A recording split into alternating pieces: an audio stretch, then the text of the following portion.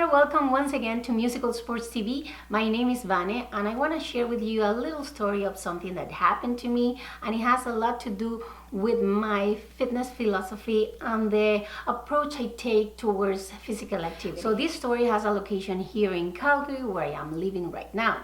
I used to live in Calgary back in 2009 for 4 years, then I left and I am back again. By living here, I have been able to experience major life-changing situations such as the Calgary flood back in 2013, or the ups and downs of the economy. Here I became a mom for the first time. I got my first Canadian graduation. I got my first job, and I was laid up for the first time here in Calgary as well. Generalizing a little bit, Calgarians are very good mountain bikers. Maybe because of the proximity to the Rocky Mountains, it comes, I think, natural to them. We wanted to be part of that when we first arrived, and we went to the supermarket and bought 2 cheap bikes and head to the mountain. We asked around which trail would be good for us as beginners, so we were suggested to go to the Little Elbow. It was supposed to be a quick stroll, but we ended up doing the Big Elbow.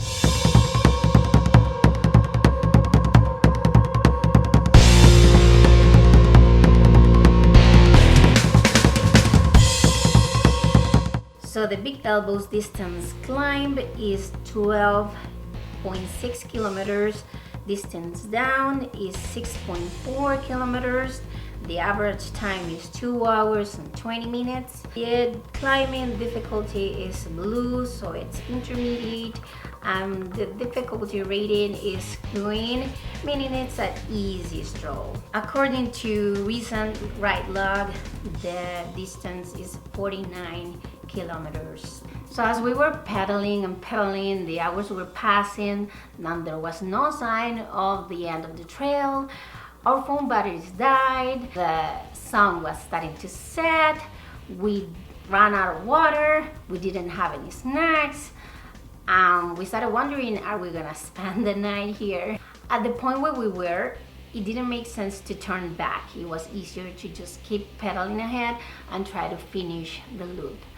Considering we were only 2 persons on that ride, we better do it fast, because otherwise we're gonna spend the night here unprepared and we're gonna have to face wildlife. Back then I was not very fit. My legs were not so strong. I was trying to do my best. My husband was trying to help me, but at the same time I was about to give up. During that ride, I understood the true meaning of fitness.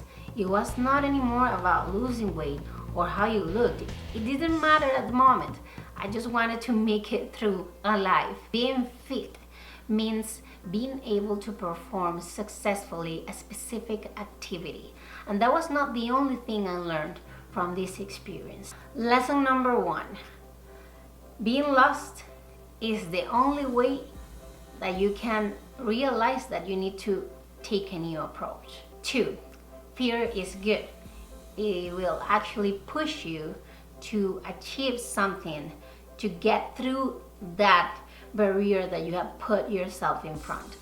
3. If it doesn't kill you, it'll make you stronger. I knew at that moment that I was able to do it, and I knew that I could do more.